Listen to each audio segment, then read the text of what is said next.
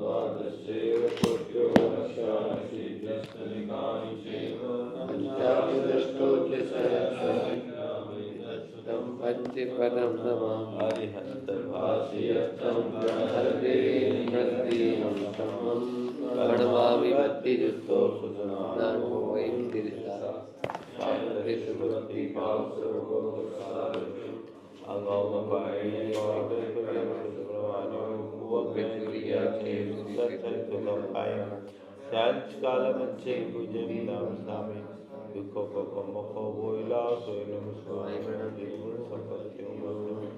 आज परवानी स्वाध्याय किया वाचर भक्ति का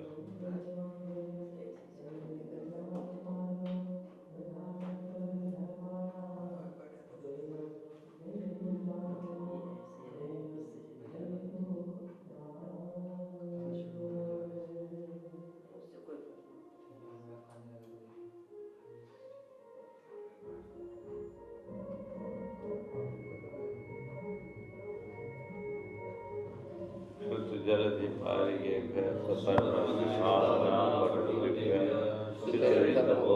गुरुभ्यो नमो गुरुभ्यो गुरुभ्ये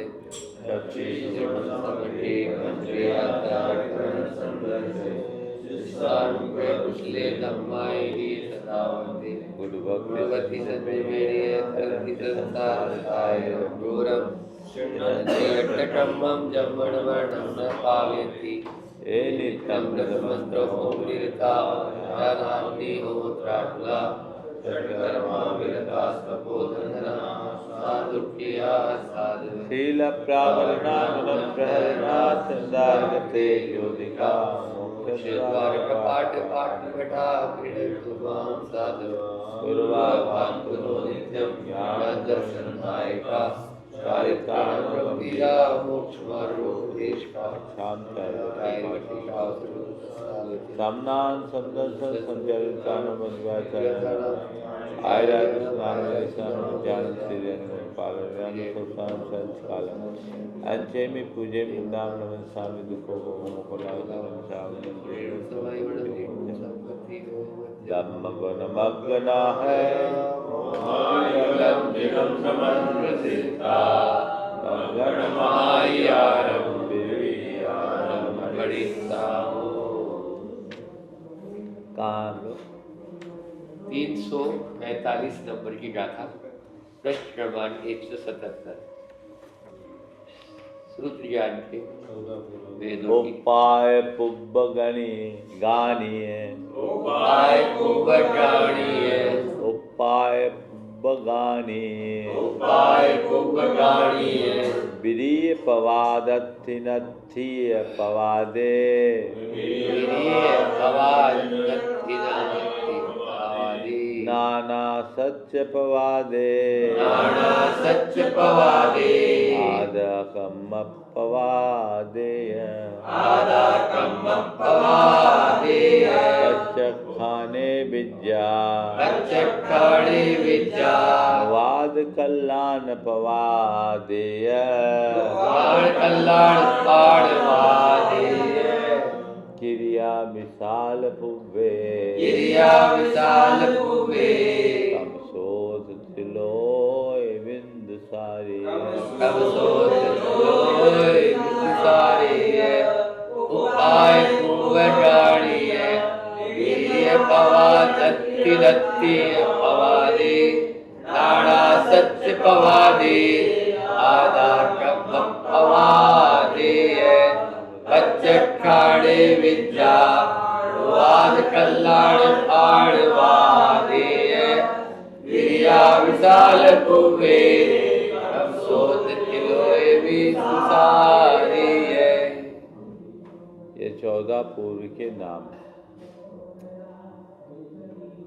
अपन शुद्ध भक्ति में होते हैं। उत्पाद पूर्व वंदे अग्रायणीयमी बिरयान प्रवादम च वंदे उत्पाद पूर्व क्या है पहला बोला उत्पाद पुब्बम निकालना पीछे रखा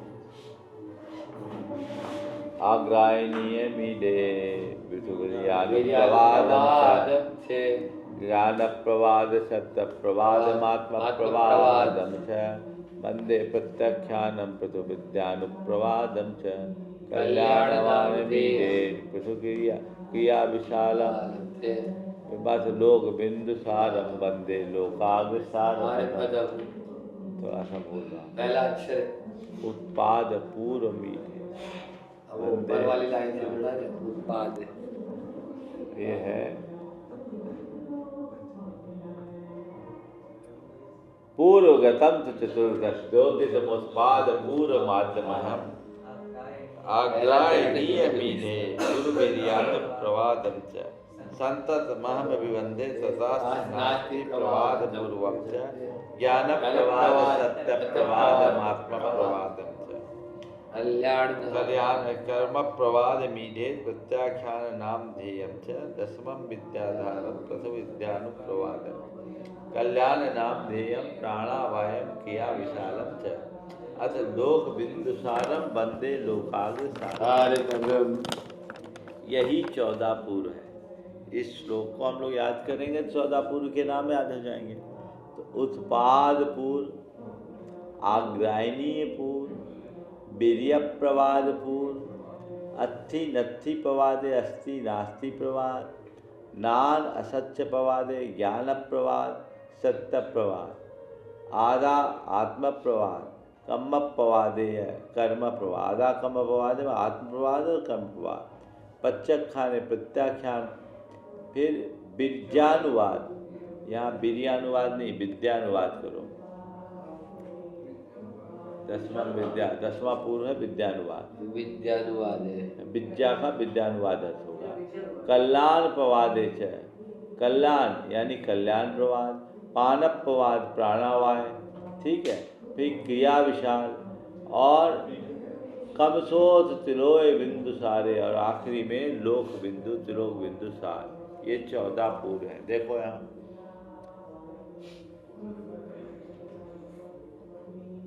पूर्वगतम च चतुर्दश द्योतित मुत्पाद पूर्वम आद्यमः। सबसे पहले उत्पाद पूर्व, दूसरा पूर्व है आग्रायणी, फिर वीर्यानुप्रवाद, फिर अस्थि नास्ति प्रवाद, फिर ज्ञान प्रवाद, फिर सत्य प्रवाद, फिर आत्म प्रवाद, फिर कर्म प्रवाद, फिर प्रत्याख्यान प्रवाद, फिर 10वां विद्या प्रवाद विद्यानुवाद, ठीक है। फिर कल्याण प्रवाद, फिर प्राणावाय, फिर क्रिया विशाल और लोक बिंदु। 14 हो गए। इन्होंने सत छाया भी वीर्यानुवाद ही किया है। हाँ गलत किया, विद्यानुवाद गलत कर दिया विद्यानुवाद क्योंकि ऊपर आ गया तो वीर्यानुवाद तो पहले आ विद्या 10वां तो विद्या 10वां पूर्व ही विद्यानुवाद। हाँ और तीसरे नंबर पे वीर्यानुवाद या वीर्य। तो वस्तु ज्ञान के ऊपर एक एक अक्षर की वृद्धि के क्रम से पद संघात आदि की वृद्धि होते जब कर्म क्रम से 10 वस्तु की वृद्धि हो जाए तब पहला उत्पाद पूर्व होता है। इसके आगे क्रम से अक्षर पद संघात आदि की वृद्धि होते होते जब 14 वस्तु की वृद्धि हो जाए तब दूसरा आग्रायणी पूर्व। इसके आगे भी उसी प्रकार से अक्षर पद संघात आदि की वृद्धि होते होते जब क्रमशः 8 वस्तु की वृद्धि हो जाए तब तीसरा वीर्य प्रवाद। इसके आगे क्रमशः अक्षर आदि की वृद्धि होते होते जब 18 वस्तु की वृद्धि हो जाए तब चौथा अस्थि नास्ति प्रवाद। इस तरह आगे के 5वें आदि के पूर्व भी क्रमशः 12, 12, 16, 20, 30, 15, 10, 10, 10, 10 वस्तु की वृद्धि होने से होते हैं। अर्थात अस्थि नास्ति प्रवाद के ऊपर क्रमशः 12 वस्तु की वृद्धि होने से 5वां ज्ञान प्रवाद कर लो। और ज्ञान प्रवाद के ऊपर भी क्रमशः 12 वस्तु की वृद्धि होने से सत्य प्रवाद होता है। इसी ही तरह आगे के आत्म प्रवाद आदि का प्रमाण भी समझना चाहिए। 14 पूर्व के समस्त वस्तु और उनके अधिकार भूत समस्त प्रावृत्तों के जोड़ का प्रमाण कहते हैं।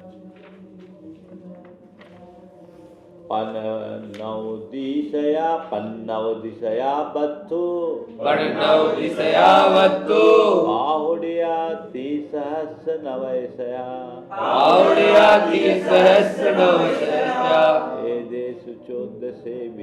एदेषु 14 मिलिदानी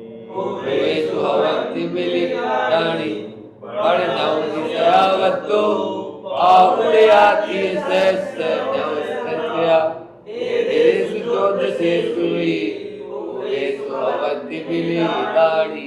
पर 9 दिशा वस्तु, इन सब में पूर्वों में कुल वस्तु कितनी? 195। ठीक है, पन्नौदी यानी 95 से यानी 195। पाउडिया तिशय सहस्र 900 और इनमें प्राभत कितने हैं? तो 3900, क्योंकि एक एक वस्तु में 20-20 प्राभत होते हैं। तो इस प्रकार 195 को हम 20 से गुना करें तो 3900 प्रमाण है। पहले 20 प्रकार का जो शुद्ध ज्ञान बताया था उसको दो गाथाओं में संगार करता। अथक्षरम च पदसं गातम परिवत्यानि योगम च दुर्वार पाहुडम च आवरियम वत्त पुब्बम च ब्रह्मण्योत्तरवड्ढे ध्यान समासाय अक्षर गदानी ज्ञान व्यप्पे बीसम रथे 1214 अक्षरं च पत्सं गातं परिवर्त्यानि योगं दुर्वारपाहुडं च पाहुडं पत्तुपूवं च ब्रह्मण्योत्तरवड्ढे तान् समासाय अक्षरगदानि नाणव्यप्ये वीसं प्रत्यवारस्य चोदस्यम्। पर्याय अक्षर पद संघात प्रतिपत्ति कानि योग विधन प्राभृतकम वस्तु पूर्वम च तेषां समासतोपि च विंशति भेदान् समश्नुवानं तत् वंदे द्वादश धोक्तम गंभीर वर शास्त्र पद्धति। तो मूल रूप से 20 प्रकार का शुद्ध ज्ञान, अर्थाक्षर यानी पर्याय अक्षर, अर्थाक्षर, पद, संघात, है ना, फिर इसके बाद प्रतिपत्ति, फिर अनियोग, फिर प्राभृत, फिर वस्तु, फिर पूर्व, क्रमवन उत्तर बढ़ी। ये क्रमशः एक दूसरे को जोड़ने से ऊपर बढ़ते हुए एक एक अक्षर की वृद्धि, कम वन उत्तर वृद्धि, एक एक अक्षर की वृद्धि के द्वारा उत्पन्न होने वाले जो अक्षर समासादिक हैं, तान समासाय अक्षर गदानी, ये अक्षर फिर अक्षर समास, इस तरह से पूर्व बना देंगे। तो यहाँ पर अर्थाक्षर, पद, संघात, प्रतिपत्ति, अनियोग, प्राभृत, वस्तु और पूर्व, ये 9 है। इनमें से एक एक अक्षर की वृद्धि को मिलाने से पर्याय और पर्याय समास के मिलने से 20 भेद ज्ञान रूप हो जाते हैं। पहले 18, हाँ, 18 के बाद 20 हो जाएंगे। अर्थ के बाद पर्याय आएगा, ठीक है ना। तो पर्याय समास को मिला दो तो ये पूरे हो गए। इनके अक्षर समास को मिला, उसके पहले पर्याय हो जाएंगे, तो ये सब हो जाएंगे। तो ये शुद्ध की विवक्षा की जाए तो और आगे नानव्यप्पम बीसम ग्रंथे 12 और यदि ग्रंथ रूप शुद्ध की अपेक्षा से बात करेंगे तो द्वादशांग रूप है और 14 पूर्व रूप है, 12 और 14। तो द्रव्यसूत्र और भावसूत्र के भेद से जो भेद किए हैं उनमें शब्द रूप और ग्रंथ रूप सब द्रव्यसूत्र है और जो ज्ञान रूप है वह भावसूत्र है। गाथा के अंत में जो च शब्द है तो अंग वाय सामायिक आदि 14 प्रकीर्णों को भी ले लेना। तो 14 में प्रकीर्णक और 12 में ये लो, अथवा 12 अंग आचार अंग आदि और 14 पूर्व, ये हाँ। मूल में तो ऐसा दिया नहीं, मतलब अर्थाक्षर के अलावा पहले पर्याय दिया आपने मूल में, पहले पर हाँ, ये ले लें तो 20 हो जाएंगे। हाँ, तो 20 हो जाएंगे। तान समासाय अक्षर गदानी लिया ना, तो अक्षरगत उनके जो समास है तो अक्षर और अक्षर समास हो गए, और ये और अर्थाक्षर को ये ले लिया वहाँ। यहाँ देखो पीछे जाओ,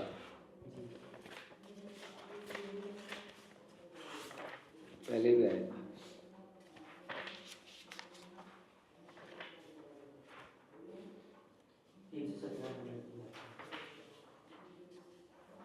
पर्याय अक्षर पद संघातम परिपट्टी यानी अवधुविधम है ना।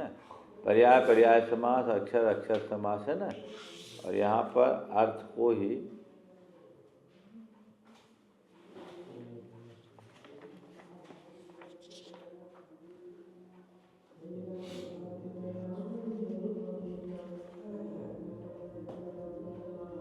अर्थाक्षर सूतक ज्ञान है ना, उसी को उसमें लिया। तो पर्याय पर्याय अक्षर अलग अलग ले लो।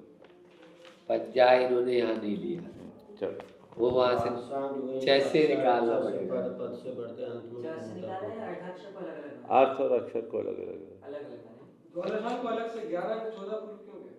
हाँ, द्वादशांक अलग से 11 अंक 14 पूर्व क्यों? द्वादशांग में आ जाएगा पूरा। ये अनेक द्वादश वेदम है ना। 11 अंक 14 पूर्व अलग। 14 पूर्व इसलिए कहते हैं कि 14 पूर्व सबसे उसका बृहद स्वरूप है। 11 अंक के बाद 14 पूर्व में भिन्न और अभिन्न दोनों होते हैं, इसलिए 14 पूर्व कहते हैं। 12वें पूर्व में 5 चूली का आदि 5 वेद है, तो अकेला पूर्व लेते हैं, बाकी सब द्वादशांग लेंगे तो पूरा होगा, और पूर्व धर को सब ज्ञान होए कोई जरूरी नहीं।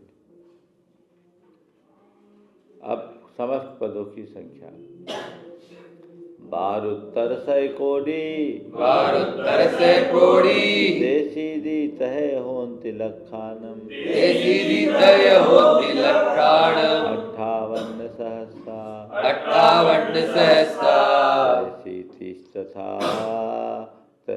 पंचेव पदानि अंगानम, पंचेव पदानि अंगाणम, 12 कोड़ी, देसी दीतय होति लक्षाणम, 58 सहस्रा, पंचेव पदानि अंगाणम।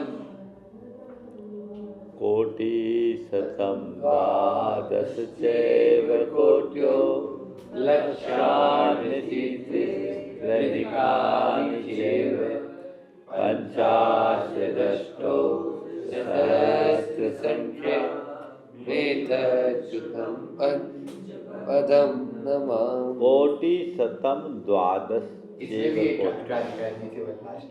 कोटि नाम द्वादश शतमष्टा पंचाशतम सहस्राणम लक्षत्रयशीतिमेव च पंच च वन्दे।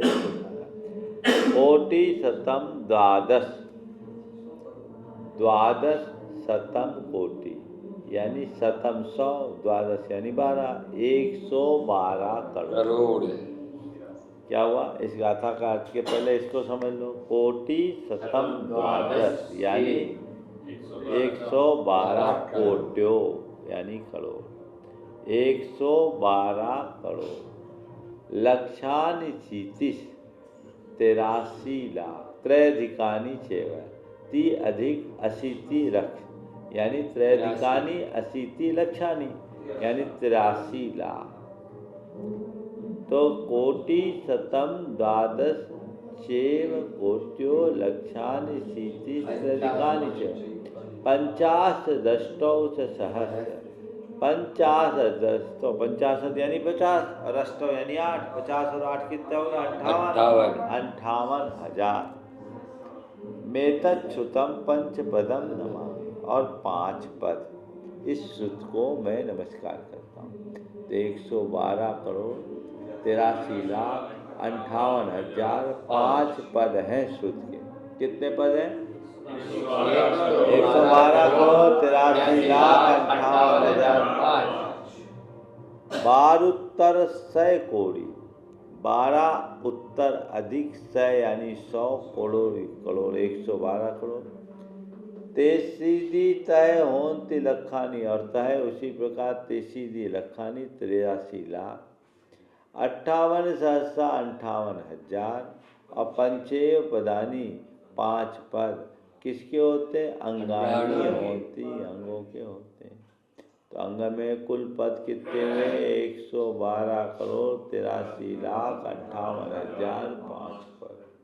ठीक है, अब अंगवाय अरे कोडिये लखा, अरे कोडिये लखा, 8 सहस्राय सदिगम च, 8 सहस्राय सदिगम च, 8 सहस्राय सदिगम च, 8 सहस्राय सदिगम च, नत्तरी वन्नाओ, अन्नतरी वन्नाओ अन्नतरी वन्नाओ अन्नतरी वन्नाओ वैज्ञानम पमानम वैज्ञानम पमाणम तु अड़कोड़ी के लट्टा अट्सहसाय के सजयुक्त अन्नतरी वन्नाओ वैज्ञानम पमाणम तु अठ कोടി ए लखा अठ सहसा ए सदिगम पन्नतरी ए सद अधिगम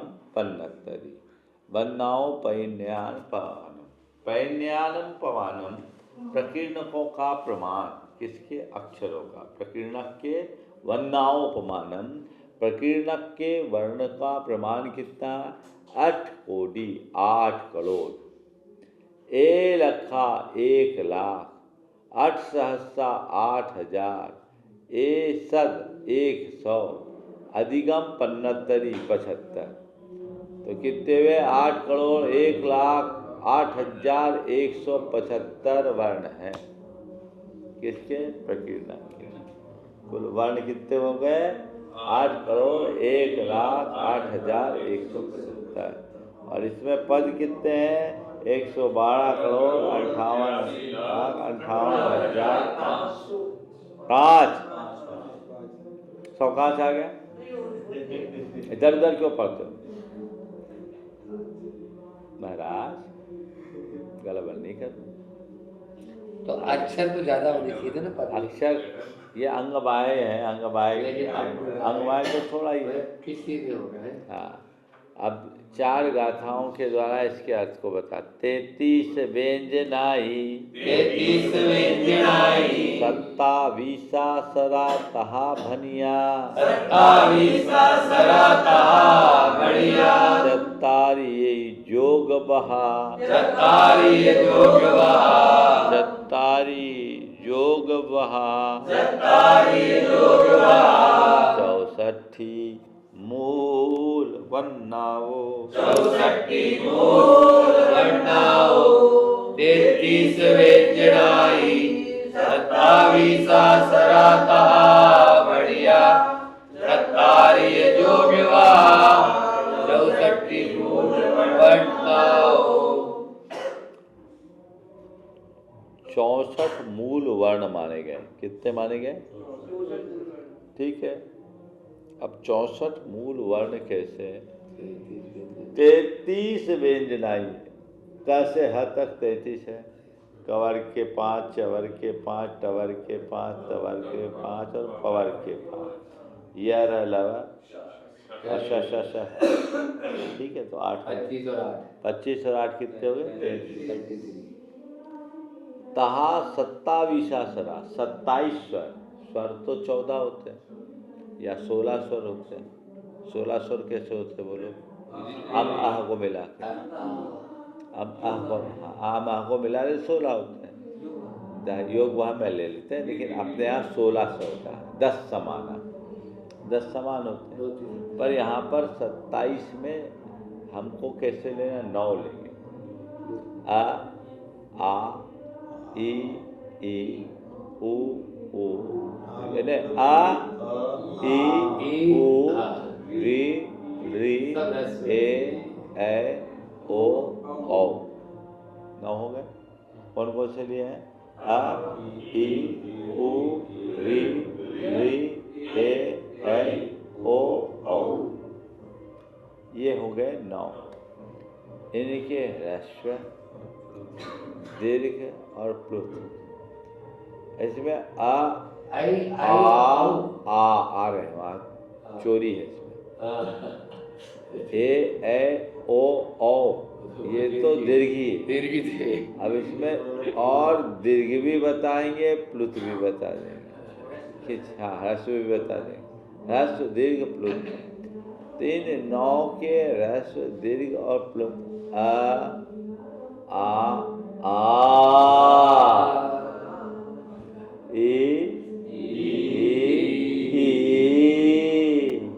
ये प्लुत हो गया ये तो हो जाएंगे ओ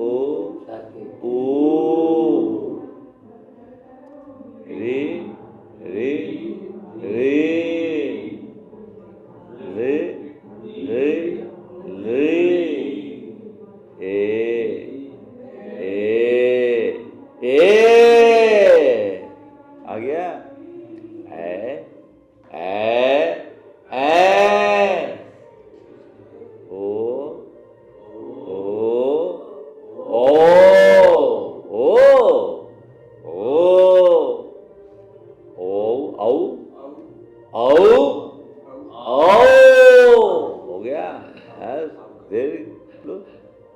खींच के निकाल दिया। तो ओ और औ तो उसका बड़ा ही था ना। ऐसे दीर्घ है, लेकिन बोलने में भी उसको और दीर्घता की जा सकती है। औरत, औरत, औ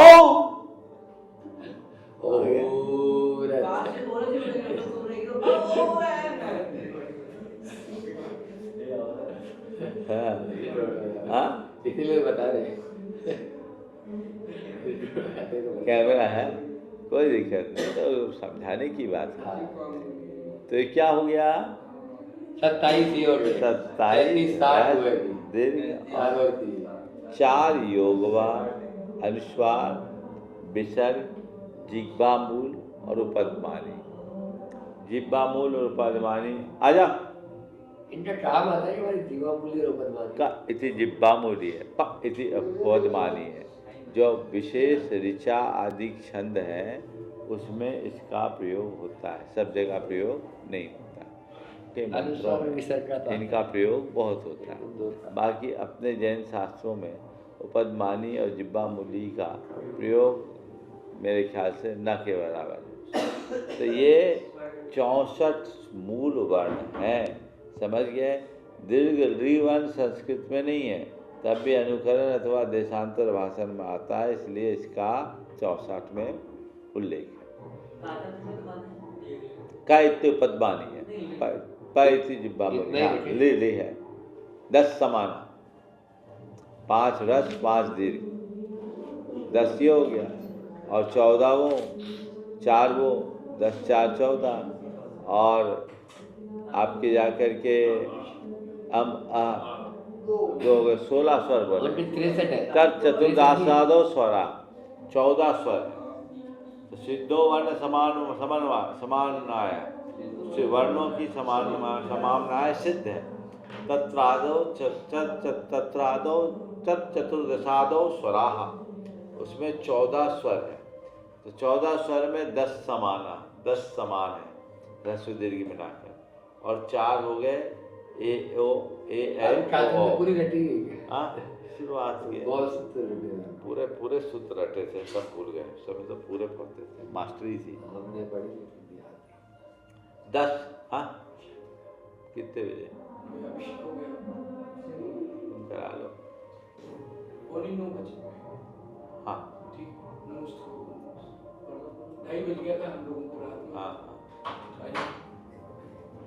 लेकिन हमारी क्लास 7:30 तक चलेगी। करा लो, 7:30 में आ जाएगी, महाराज जाएगी। हाँ लेट हो जाएगा, करा लो।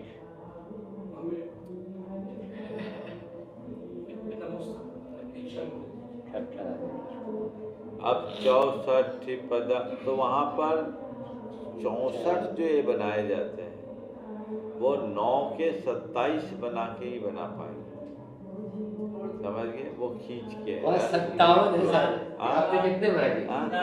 अनुदात हाँ। और जो स्वरित होता है, हाँ। यदि वो 3 ले तो भी बन सकता है। उदात, अनुदात और स्वरित, ये उच्चारण के पेशा 3 हो जाते हैं, है, तो इससे 27 हो जाता है। ठीक है, ये उदात अनुदात और स्वरित कर ले तो ज़्यादा अच्छा। इनने ये लिया अपने यहाँ उदात अनुदात स्वरित का प्रयोग किया गया है। जैन में तो किया है। हाँ, उदात अनुदात और स्वरित है।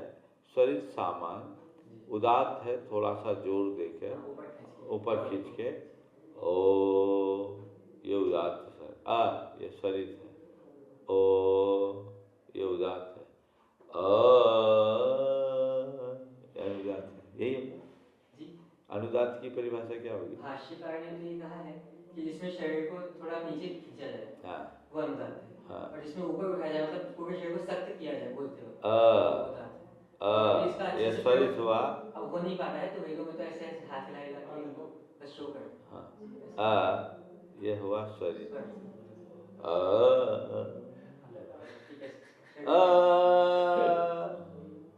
ये है सुदीर्घ कृति है प्रकार से। अच्छे आ गया? हाँ? इतना खींचना नहीं। हमने वैसा बोला औरत औरत औरत, आ गया? चलो चलिए। 64 पदम बिरले 64 पदम विरलिये दुगम से दाऊन संगुणम किच्चा दुगम से दाऊन संगुणम किच्चा ऊनम च कहे पुन रूढ़म च कहे गुण सुजनान सक्खरा होती करा होती 64 पदम विरलिए दुर्लभ जताउन सद्गुणम विद्या रूढ़म च कहे गुण करा होती 64 पदम बिरले 64 पद को विरलित करो, यानी एक एक जगह फैला के रख दो। और दुगम च दाउन, उन सब के ऊपर दो दो लिख दो। और इन सबको परस्पर में गुना करके रूवरम कहे पुण्य, और उसमें से एक कम कर दो, तो जो आएंगे वो सुतक ज्ञान के अपुनरुक्त अक्षर आएंगे जो ऊपर के। कितने आए? 8,01,08,175 ही आना चाहिए। एक अट्ठम च सत्यम, एक एक नहीं अलग है। एक अट्ठम च एकट्ठ च चचय सत्यम, ज्यादा है चचय चचय शून्य सत्य ती सत्ता सुन्नम नौ पण पंचय एक कम छक्के गो अपन गमछ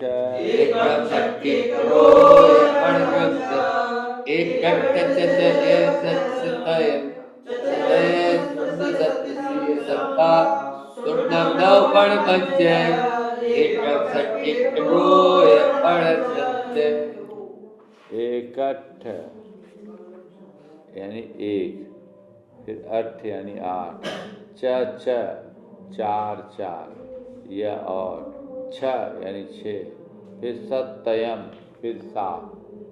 ठीक है, तो 1 8 4 4 6 7। ठीक है, फिर चचय फिर 4 4, फिर शून्य फिर शून्य, फिर सत्य यानी 7, फिर ती यानी 3, फिर सत्ता यानी 7, फिर शून्य यानी 0, फिर 9 यानी 9, पण यानी 5, पंच यानी 5, फिर एकम यानी 1, फिर छक यानी 6, फिर 1 यानी 1, फिर एक गो फिर 1, फिर पनगम फिर 5।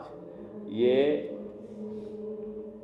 1 6 1 5 ये अंग प्रविष्ट और अंग वाय के श्रुत के समस्त पुनरुक्त अक्षर है। यानी 1 8 4 4 6 7 4 4 0 0 7 3 7 0 9 5 5 1 6 1 5। कितने अक्षर हो गए?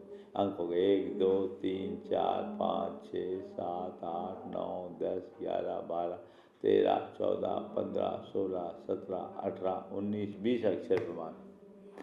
ये अपुनरुक्त अक्षर है इतने अंग प्रविष्ट और अंग बाह्य के मिला। 20 हो गए। एकाय दहाय सैकड़ा हजार 10,000 लाख करोड़ 10 करोड़ अरब। 10 लाख एकाय दहाय सैकड़ा हजार 10,000 लाख 10 लाख करोड़ 10 करोड़ अरब 10 अरब खरब 10 खरब नील 10 नील पद्म 10 पद्म शंख 10 शंख महाशंख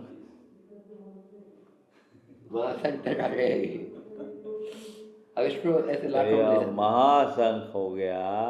यानी 18 महाशंख। ठीक है, 44 शंख है ना, 100 महाशंख। फिर एक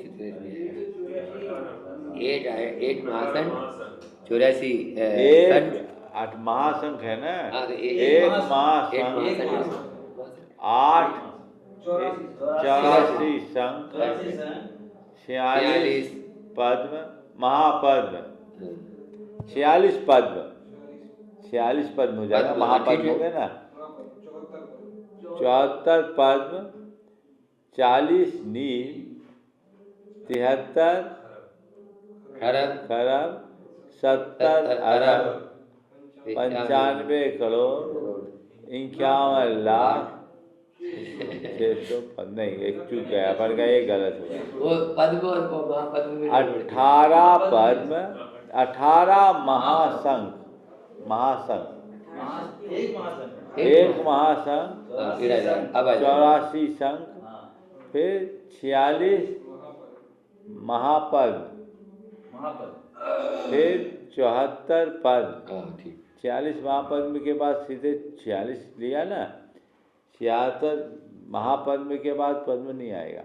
खाली एक ही पद में लेना है, 46 पद में ले ना बस। एक शंख, एक बार ही बोलेंगे ना? हाँ, एक बार ही बोलेंगे जैसे करोड़ को आप 2 बार नहीं बोलोगे। 18 शंख, 18 में आएगा। एक शंख, 84 महापद्म, 46 पद्म, 74 नील, 40 पद महापद इसको सीधे 100 चलो दिमाग नहीं लगा। मध्यम पद वक्र वहीद, दिमाग लगा लेना बाद। मध्यम पद अक्षर वहीद, वन्नाते अंग पुब्बग पदानी, वर्णाते अन्य पुवर पदानी, शेषाक्षर संखाओ, शेषाक्षर संख्याओ, वैन्यानम पमानम तो, ऐन्यानम अमानम तु, मध्यम पदक्षर वै, वर्णाते अन्य पुवर पदानी, शेषाक्षर संख्याओ, ऐन्यानम अमानम तु। मध्यम पद अक्षर जो मध्यम पद के अक्षरों का प्रमाण है, उससे अवहित बनना, उससे समस्त अक्षरों के प्रमाण में अवहित यानी भाग देने से अंग पुब्बगत पदानी जो इतना आता है वो अंग और पूर्वगत मध्यम पद होते हैं। शेष अक्षर संख्याओं पैन्यानम प्रमाणत, और जितने शेष अक्षर हैं वो अंगवाही के अक्षरों का प्रमाण है। पुनरुक्त अक्षर पुनरुक्त अक्षर में क्या अंतर है? जो एक बार रिपीट हो जाए उसको बोलेंगे पुनरुक्त, और इतने अक्षर दोबारा नहीं आए। यानी दीदी इतने सारे अक्षर दोबारा आते नहीं, कभी वैसे आते तो हैं सब, वहाँ नहीं आया। इनके आप पुनरुक्त रिपीटेड नहीं है, एक अक्षर शब्द तो आए होंगे, रिपीटेड नहीं है। शब्द ना आए नहीं, अक्षर आए होंगे एक संदर्भ में नहीं, इतना ही रखो। तो गणेश सर ने कर लिया कितने शब्दों का रिपीटेशन नहीं। जावानी के ज्ञान ते सूझे शोभानी मस्तक धर सदा दे तो हम हो, ये जिनवानी भारती तो ये पूजित रहे